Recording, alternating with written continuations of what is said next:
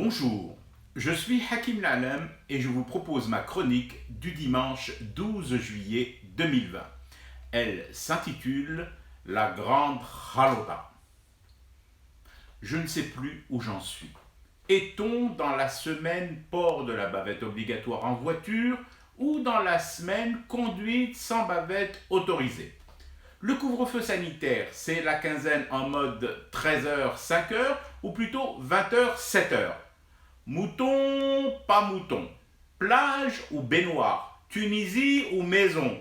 Désolé, mais je suis bien obligé de demander. Parce que là, je panique grave.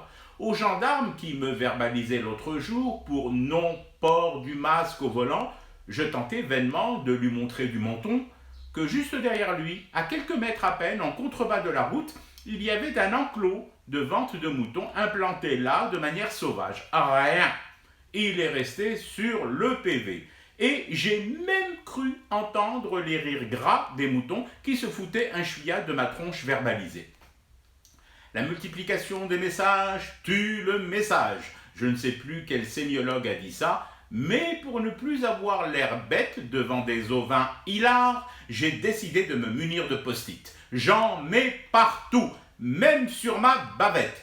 Ma maison, ma voiture, mon costume et jusqu'à l'intérieur de mes chaussures sont tapissés de post-it rappel. Ben oui, les chaussures.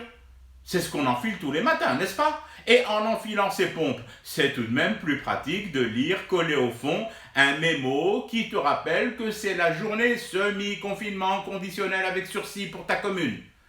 Pour le reste, je vais peut-être échapper à la Covid-19.